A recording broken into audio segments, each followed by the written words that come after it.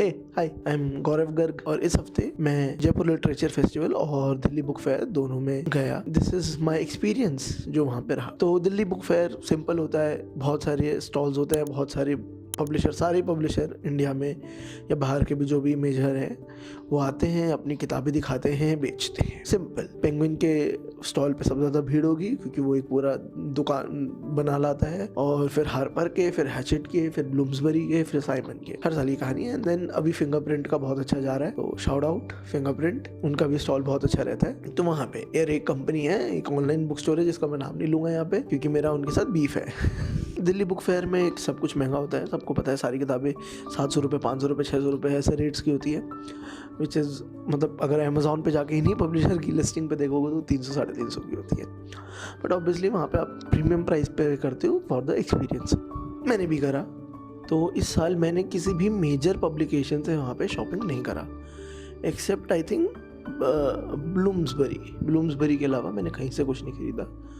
Bloomsbury पे I think मैंने 2 किताबें खरीदी थी। एक का नाम हेयर था, वो उनकी डेली ऑब्जेक्ट सीरीज़ है, वो एक अलग मेरा रिचुअल है हमारा। तो हम वहाँ जाते हैं और हर साल एक डेली ऑब्जेक्ट्स वाली किताब उठा के लाते हैं हर साल। तो इस साल हमने खरीदी हेयर, एंथनी बोर्डेन की किचन कॉन्फिडेंशियल, वो मैंने ब्लूम्सबरी से ली। मुझे मन था अमेज़ॉन वगैरह से लूँ, बट फॉर सम रीज़न मैंने वहीं से खरीद ली। जो बाकी पब्लिकेशन थे जिनसे मैंने ख़रीदा वो था, मतलब मैंने इस साल Penguin, Harper, Hachette, Simon and Schuster, इनसे मैंने कुछ भी नहीं ख़रीदा बिकॉज इनका वैसे भी किताबें मिली जाती है अमेज़ॉन से, और अगर लेनी होती है तो इनसे लेनी है तो वाई नॉट अमेज़ॉन से ही ले लें। बाकी मैंने ख़रीदा एक पब्लिकेशन है जन चेतना, ये एक लेफ्टिस्ट पब्लिकेशन है। ये मार्क्सिस्ट, लेनिनिस्ट और वैसे लेफ्टिस्ट लिटरेचर छापते हैं। तो मैंने इनसे एक किताब खरीदी, यश की धरोहर। आई थिंक ये एसेज हैं फ्रीडम फाइटर्स के। वो मुझे काफ़ी इंटरेस्टिंग किताब लगी, बहुत टाइम से उसके बारे में नाम भी सुन रहा था। आई थिंक सौरभ द्विवेदी जी ने भी उसका जिक्र करा था, यश की धरोहर किताब का।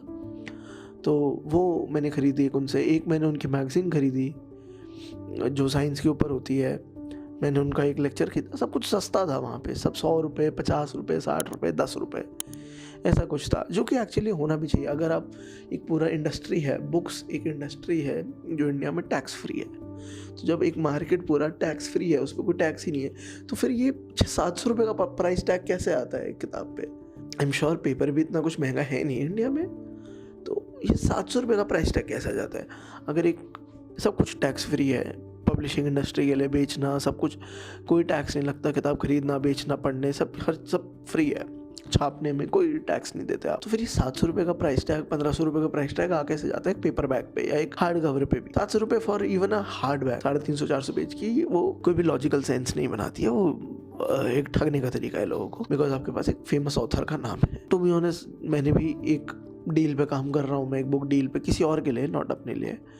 तो आई नो इतना कि आप इतना पैसा नहीं देते हो ऑथर्स को, मतलब कुछ भी नहीं देते हो, सब आपकी जेब में ही जाता है। आप बस बोलते हो कि कुछ पैसा नहीं कमाते हम पब्लिशर्स, पर बहुत पैसा कमाते हो because on tax free money. जन चेतना से मैंने ये किताबें खरीदी, और एक और पब्लिकेशन है, उनका नाम है इकतारा फाउंडेशन। तो इकतारा बच्चों के लिए किताबें छापते हैं। इसमें बहुत अच्छे अच्छे ऑथर्स हैं इकतारा पे। गुलजार हैं, विनोद कुमार शुक्ल हैं, वरुण ग्रोवर हैं, एक से एक हिंदी में लिखने वाले लोग हैं वो इकतारा पे, और अंग्रेज़ी में लिखने वाले भी हैं। तो वहाँ पे मैंने 2-4 किताबें खरीदी। इनका थोड़ा प्राइस थोड़ा सा ठीक होता है, ठीक रेंज में होता है, मतलब वहाँ पे आपको 100, 150, 50, 200 में मिल जाएंगी किताबें।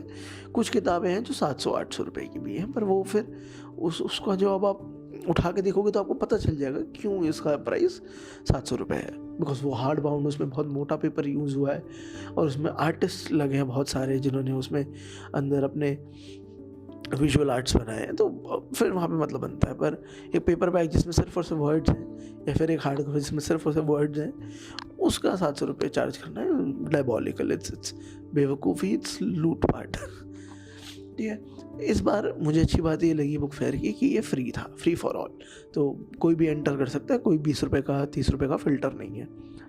तो इट्स गुड कि वहाँ पे देखने को मिला कि एटलीस्ट बहुत सारी फैमिलीज जो शायद बुक फेयर पे नहीं आती वो आए। क्योंकि एंट्री फ्री है। एटलीस्ट वो अंदर जाके वहाँ गार्डन में पिकनिक ही कर लेंगे और इसी बहाने कुछ ना कुछ किताबें ही देख लेंगे।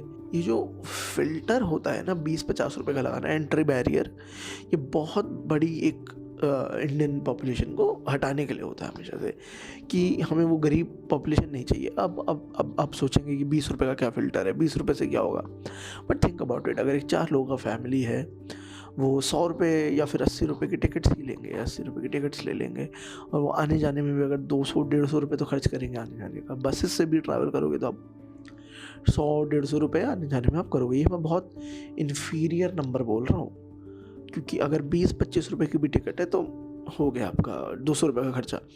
तो अगर आप एक फैमिली को बोल रहे हो कि 300 रुपये खर्च कर दो जस्ट टू एंटर, तो वो तो फिर बहुत सारे लोग पीछे ही हाथ खींच लेंगे। तो ये अच्छी बात है कि कम से कम 100 रुपये का रिलैक्सेशन गवर्नमेंट दे रही है लोगों को, कि अगर हमारे पास स्पॉन्सर है इवेंट में और बड़े बड़े सबके पोस्टर लगे हैं और स्टॉल्स लगे हैं और बिक रहे हैं वहाँ पे धमाधम सामान, तो वाई नॉट हम जो स्टॉल लगा रहे हैं उनसे भी पैसा ले रहे हैं, हम वहाँ पे जो बिल बोर्ड लग रहे हैं उनसे भी पैसा ले रहे हैं, और फिर जो लोग आ रहे हैं उनसे भी पैसा ले रहे हैं, तो हम देख इसको कह रहे हैं, है ना। तो ये अच्छा है कि कम से कम एंट्री फ्री हो गई तो कम से कम एक्सेस मिलेगा ना, कम से कम वो जो है ना वहाँ एंटर करने की एबिलिटी, वो जो चांस है वो बहुत ज़रूरी है, ताकि कम से कम वो देखें कि ये दुनिया क्या है। शायद वो किताबें ना खरीदें, वो एम भी नहीं है कि वो कुछ 1000, 500, 2000 की किताबें खरीद लें, वो एम ही नहीं है। एम ये है कि कम से कम उन बच्चों में, उन फैमिलीज़ में एक शायद चेतना है, उन्हें एक समझ आए कि हाँ ये एक दुनिया है, पढ़ना अच्छी चीज़ होती है और किताबें सभी पढ़ रहे हैं और हमें भी अपने बच्चों को पढ़ाना चाहिए। वो यहाँ से ना खरीदें, तो शायद दरियागंज के संडे मार्केट में जाके 20-50 रुपए की सेकंड हैंड किताबें लें। बट अगेन सरकार का एंड गोल है कि बच्चे पढ़ें, तो ये इसके लिए बिग थम्स अप। भीड़ बहुत होती है पर मज़ा आता है उस भीड़ के साथ, क्योंकि फिर पता चलता है कि हाँ दिल्ली क्यों है, दिल्ली जैसा कोई और शहर क्यों नहीं है, क्योंकि इतनी मैडनेस सिर्फ किताबें पढ़ने के लिए आपको सिर्फ दिल्ली में मिलेगा।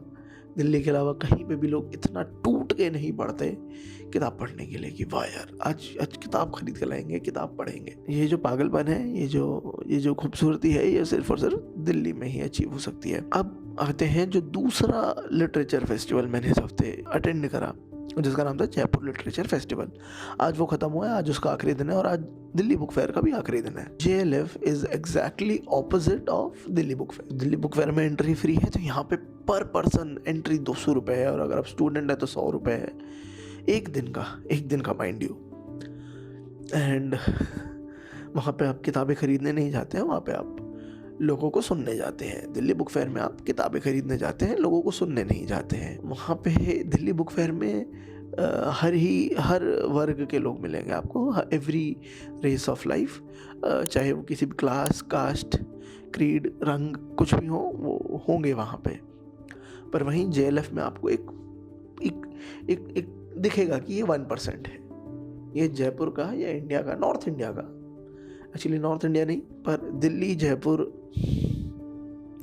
गुड़गांव, इधर सबका ये 1% है। और बाकी और भी लोग आए हैं, अंग्रेज हैं बहुत सारे जो बाहर से आए हैं इसे एक्सपीरियंस करने के लिए। फेयर। पर आपको, अब मैं तो भैया 200 रुपये देने वाली पार्टी हूँ नहीं कि मैं 200 रुपये दूंगा, तो मेरे पास मीडिया पास था, वो मैं जिस ऑर्गेनाइजेशन में काम करता हूँ उनके बिहाफ में मुझे मिल गया था। तो रही बात मेरे एक्सपीरियंस की JLF में। अच्छा, अब JLF भी कमाल है भाई, पूरा स्पॉन्सर्ड इवेंट है, वहाँ पे वेदांता और बाकी बड़े बड़े ब्रांड्स के नाम लिखे हुए हैं, सब कुछ स्टॉल्स हैं। अब श्योर उन्होंने बहुत सारा पैसा दिया है उस स्टॉल लगाने के लिए। क्रॉसवर्डिंग बहुत बड़ा स्टॉल लगा रखा है, बुक स्टोर अपना लगा रखा है, और वहाँ पे धमाधम किताबें बिक रही हैं, सब महंगी महंगी अगेन। और जैसे दिल्ली बुक फेयर में एटलीस्ट वो 20%, 15% ऑफ का स्टिकर तो लगा देते हैं, यहाँ पे तो वो भी नहीं था। तो आई डोंट थिंक सो कि वो कुछ भी डिस्काउंट दे रहे हैं। आई थिंक MRP पे बेच रहे हैं, दे रहे होंगे तो 10-15% ही दे रहे होंगे, और आपके पास कोई ऑप्शन नहीं है, आपको लेना है तो क्रॉसवर्ड से लो वरना मत लो। और मुझे इससे कोई प्रॉब्लम नहीं है, क्योंकि वो एक प्राइवेट इवेंट है जो मतलब वो पब्लिक के लिए नहीं, इतना ओपन नहीं है टू एवरीवन। वो थोड़ा सा वो है, उसमें है कि हम थोड़ा अमीर लोग हैं वाला एलिमेंट JLF में आपको मिलेगा। और JLF का USP भी यही है कि लोग वहाँ पे जाके सुनने नहीं जा रहे हैं।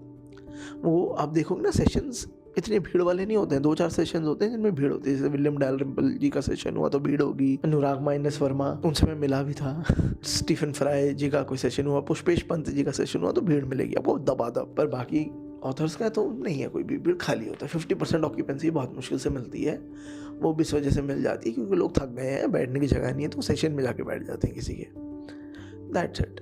तो मैंने भी 2-3 सेशंस अब अटेंड करे, खास तो मैंने भी कुछ नहीं करा, बट मुझे एक चीज़ जो बहुत अजीब महसूस हुई JLF के बारे में, it was more of like के लोग 200 रुपये का टिकट लेके फ़ोटो खिंचाने जा रहे हैं। सो वहाँ पे nobody gives a flying fuck about authors, events, nothing. सब वहाँ पे लगे पड़े फ़ोटो खिंचाने में एंड जस्ट सब तैयार होके आए, विच इज़ गुड, अच्छी बात है, मैं भी तैयार होके गया था and they are just taking their picture, fine, good. And एक पॉइंट पे जाके लग जाता है आप किसी परफॉर्मेंस में हो, क्योंकि इस इवेंट में सब लोग परफॉर्म कर रहे हैं, the speakers are performing obviously, the गोराज जो बाहर से आए हैं, जयपुर आते हैं ठंड में और JLF भी अटेंड करते हैं, वो परफॉर्म कर रहे हैं, और खमागानी नमस्ते and the rich kids are performing because why not, and they are all like, yeah, I'm very Arundhati core, Swapna little coded, and the old people are performing and people like me are performing, so everyone घूम फिर के everyone is performing. At one point it becomes repulsive कि अरे यार मतलब point क्या था यहाँ पे आने का, मतलब अब कन्वर्सेशंस तो कुछ रह नहीं गई है, बात तो कुछ हो नहीं रही है, कुछ लिटरेचर वाली चीज़ तो हो नहीं रही है, यहाँ तो परफॉर्मेंस है कि एस्थेटिकली प्लीजिंग सबसे ज़्यादा कौन दिख रहा है और सबसे भयंकर इंस्टाग्राम पे डंप कौन डालेगा, है ना।